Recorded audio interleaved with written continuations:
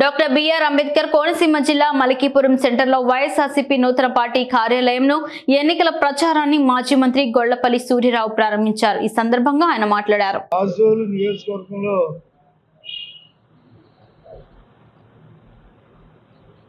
YSRCP Congress party ఎన్నికల కార్యాలయాన్ని ప్రారంభించుకున్నాం. ఈ కార్యాలయాన్ని ప్రారంభించినటువంటి గౌరవనీయులు కునాథరాజు రామకృష్ణరాజు గారు ఎలియాస్ సెంట్రాజు గారు వారు అమూల్యమైనటువంటి హస్తముల ద్వారా వారి చేతుల మీదుగా వేళ కార్యాలయాన్ని ప్రారంభించుకున్నాం. సుమారు నియోజకవర్గం నుండి 60 గ్రామాల నుంచి కూడా కార్యకర్తలు తరలి వచ్చారు. ఈ కార్యాలయ ప్రారంభోత్సవం జగన్మోహన్ రెడ్డి గారి మీద ప్రజలకు ఉన్నటువంటి ఆ యొక్క నమ్మకం, ఆ విశ్వాసం సుస్పష్టమవుతూ ఉంది. కేవలం నిన్న ఉదయం అనుకున్నాం కార్యాలయం పెట్టాలని. ఈ పొద్దు కార్యాలయం ప్రారంభోత్సవం అని చెప్పి వాట్సాప్లో పెట్టిన మెసేజ్కి మీరు చూశారు, వేల మంది ఇక్కడికి తరలి రావడం చూశారు. ఇది జగన్మోహన్ రెడ్డి గారి యొక్క పాలన, ఆయన పరిపాలనకు వారు చేపట్టినటువంటి సంక్షేమ కార్యక్రమాలు కానీ జరుగుతున్నటువంటి అనేక అభివృద్ధి కార్యక్రమాలు వేళ ఈ రాజోలు నియోజకవర్గంలో జరుగుతూ ఉన్నాయి. వీటన్నిటి యొక్క ప్రతిఫలమే ఇంత భారీ ఎత్తున కార్యకర్తలు కానీ నాయకులు కానీ వారిని అభిమానించే అభిమానులు కానీ వాళ్ళు ఇంత భారీ ఎత్తున వచ్చారన్నప్పుడు మేము ఎంతో సంతోషపడతా ఉన్నాం. ఇవాళ యావత్ రాష్ట్ర ప్రజలందరూ ఎదురు చూస్తూ ఉన్నారు. జగన్మోహన్ రెడ్డి గారి మీద ఏదో కుట్ర జరుగుతుందన్నటువంటి ఒక ఆలోచనకి ఇవాళ ప్రజలందరూ ఉన్నారు. ఏమిటి ఆ కుట్ర అన్నప్పుడు చంద్రబాబు నాయుడు చాలా ఒక కుతంత్రం, కుట్ర, ఒక అప్రజాస్వామికమైనటువంటి కార్యక్రమాలు చేపట్టే ఒక నియంతలాగా వేళ ప్రజలందరూ అభివర్ణిస్తూ ఉన్నారు.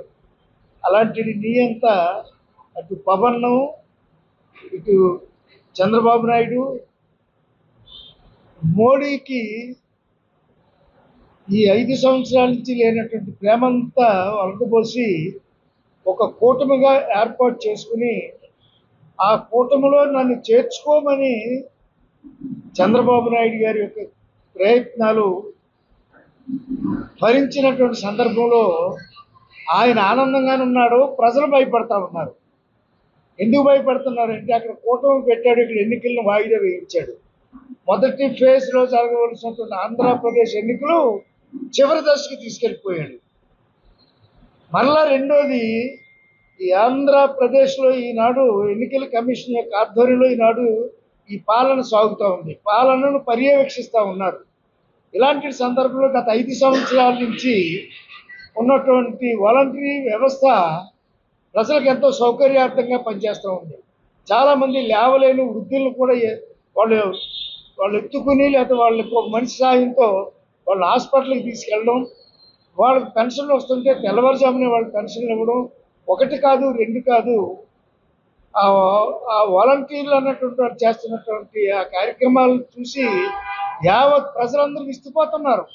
కేవలం వాళ్ళ చిన్న జీతం మీద వాళ్ళు ఆ కార్యక్రమాలు నిర్వహిస్తూ ఉన్నారు. చిన్న జీతమా పెద్ద జీతం అనేది కాదు, కానీ వాళ్ళకి ఎంతో తృప్తినిస్తుంది అన్నటువంటి ఒక ఆలోచనతో చేస్తున్నటువంటి ఆ కార్యక్రమాలను కూడా మరలా మోడీ గారి ద్వారా ఈ చంద్రబాబు నాయుడు అదేవిధంగా పవన్ కళ్యాణ్ వీళ్ళు ముగ్గురు కలిసి ఇచ్చినటువంటి ఆ ఫిర్యాదును పురస్కరించుకుని ఎన్నికల కమిషను ఏదైతే వాలంటరీ వ్యవస్థ ఉందో ఈ ఆంధ్రప్రదేశ్లో 2,60,000 మంది సుమారు వాళ్ళు స్వచ్ఛంద సంస్థల్లో పనిచేస్తున్నటువంటి ఉద్యోగస్తుల్లో పనిచేస్తూ ఉన్నారు.